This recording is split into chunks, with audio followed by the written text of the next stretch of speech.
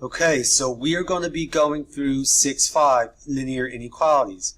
So looking at number 1, we need to graph the inequality x is less than negative 4. So when we graph a linear inequality, we got to look at whether or not it is an equal to statement or a non-equal to statement, meaning if there is a line under it or not. When there is a line under our inequality, meaning it is an equal to statement, it will be a solid line. When there is not a line under our inequality, it will not be an equal to statement, and we will use a dashed line. So for this graph, it will be a dashed line. So you'll choose the dashed selection here, and then you will start at x is negative 4, which is on the x-axis at negative 4. Now, if you will graph the line first, x equals negative 4, you will see that's a vertical line. That's what we got to graph, the vertical line at x equaling negative 4.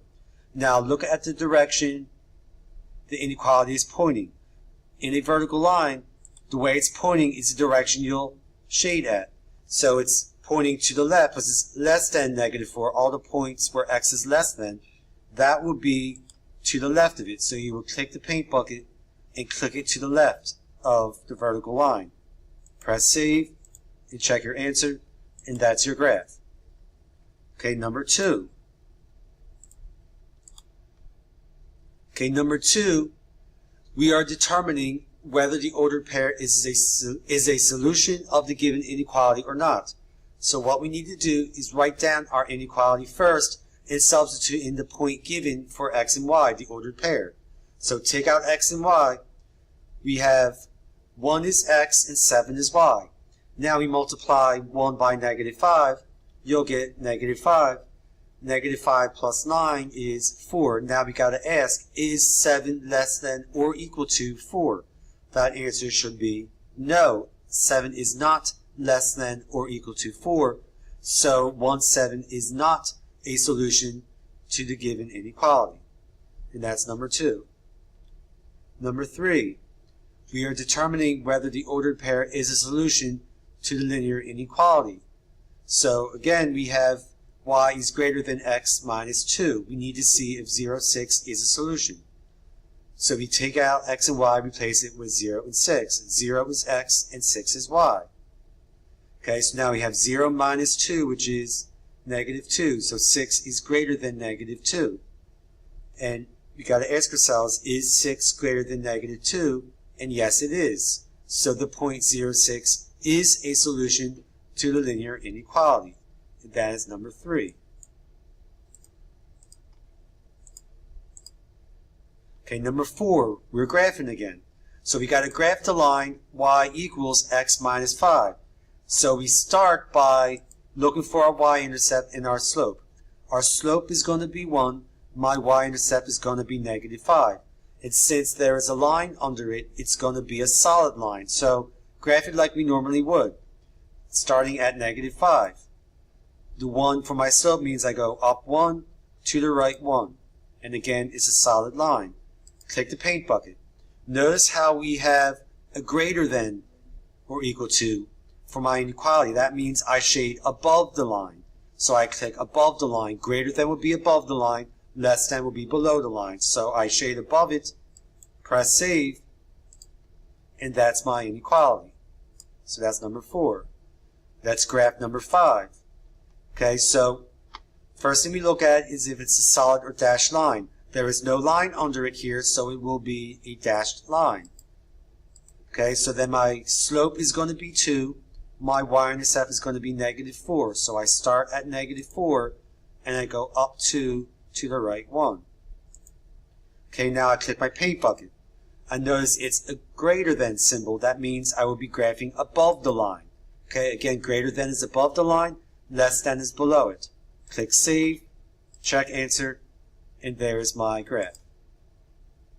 Alright, let's take a look at number 6. So think of the line x equals 7. That would be a vertical line. Since there's no line under the inequality, it's not an equal to statement, it'll be a dashed line, and it's going through positive 7. So we start at 7, and we make my vertical line. So we start at 7, vertical line. Now I click the paint bucket. It's a greater than, so since it's a vertical line, you look at the way the inequality is pointing toward the right. So all the values of x greater than 7 are to the right of it. So shade to the right of it, click Save, and check Answer. Okay, number 7. Think of the line y equals 3. That is a horizontal line. There is no line under it, so it will be a dashed line. Okay, so going through y equals 3 here, but then pick another point, it will be dashed because our solution is not on the line. Greater than means in the horizontal line that you shade above it. It's all the values greater than 3 on the y-axis. So here's 3, everything greater than. So we shade in above it. Click Save, check Answer. Okay, number 8 asks you to graph the inequality, but the equation is not in slope-intercept form yet, so we have to put it there. So to solve for y, in this one I would first subtract x on both sides. So that would give me 2y is greater than negative x plus 8. And then from there, I would divide each term by 2. So then I would end up having y is greater than negative 1/2 x plus 4. Because negative x divided by 2 is negative 1/2 x, and 8 divided by 2 is 4. So my slope is negative 1/2, and my y-intercept is 4. So let's go to our graph. So I'm going to start at 4.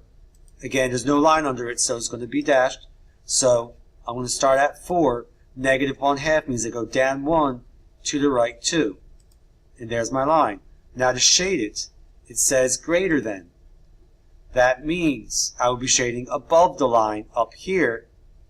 So my graph will look like that, above the line, dashed, for number 8. Number 9, we need to go through the same thing. We need to solve for y first. So first thing I'm going to do is add x to both sides, which will leave me with 0.2y is less than or equal to x minus 0.8. Divide both sides, or everything, by 0.2. I'll end up with y is less than or equal to 5x minus 4. So my slope is going to be 5. My y-intercept is negative 4. So now let's graph that. So we said my slope was 5 and y-intercept was 4. There was a line under it, so it must be dashed. So negative 4 first, and then go up 5, 1, 2, 3, 4, 5, to the right 1. Now it says a less than or equal to. That means I'm going to shade it below the line, which is actually on this side. Okay, so that will be my graph. Solid line, shaded below. And that's number 9. All right, number 10, we're working backwards. We have our graph, and we are going to be looking for the inequality. First thing I notice is going to be a y. I notice I have a solid line, and it's shaded below the line, so it has to be a less than or equal to. So y is less than or equal to something. Okay, now my y-intercept is negative 5, so I have minus 5 in there. To find my slope, I have these 2 points, rise over run. I count down 1, 2, 3, 4, 5. To the right, 1, 2, 3, 4, and 5. So negative 5 over 5 is negative 1. So I'll have negative x minus 5. I'm going down by 1 each time, and my y-intercept is negative 5. It's a solid line shaded below, less than.